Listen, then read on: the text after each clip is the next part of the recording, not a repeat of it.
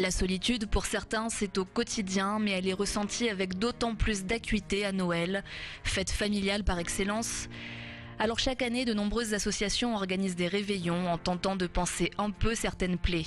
Assiettes gourmandes, rôtis, sauce au poivre et petits légumes, fromage, bûches de Noël, café et bredela, un menu alléchant que pourront déguster les 120 convives qui viendront réveillonner au Resto du Cœur à Strasbourg. À la Fringale, 25 bénévoles assureront le service comme au restaurant. On est avec les gens toute l'année, que ce soir-là, il faut aussi être là. Et ce qui est important, c'est qu'ils retrouvent toujours les personnes qui les entourent au courant de l'année. C'est aussi un moment de souvenir pour eux. Vous savez, être seul comme ça toute l'année, il y en a qui vivent sous les tentes, plus de parents ou les parents qui ignorent, les enfants qui quelquefois oublient aussi qu'ils ont un père ou une mère qui n'arrive plus. Ou est-ce que ça peut être vrai que les vieux, quelquefois, ils cachent aussi que quand ils n'arrivent plus avec l'argent? À l'association Espoir à Colmar, qui depuis 1973 accueille et accompagne les personnes en difficulté, l'organisation est différente, mais l'esprit le même. Le soir de Noël, le président de l'association, donc Bernard Rodenstein, qui est pasteur, allait dans la rue pour voir le soir de Noël s'il y avait des gens dehors.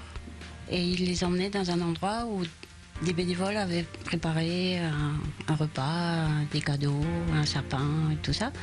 Et depuis, ça perdure et on fait ça chaque année. Alors maintenant, c'est plus forcément des gens qui sont à la rue, puisque nous avons des structures, notamment un foyer qui s'occupe des gens qui sont à la rue. Mais c'était en fait depuis le départ destiné à des gens qui sont tout seuls.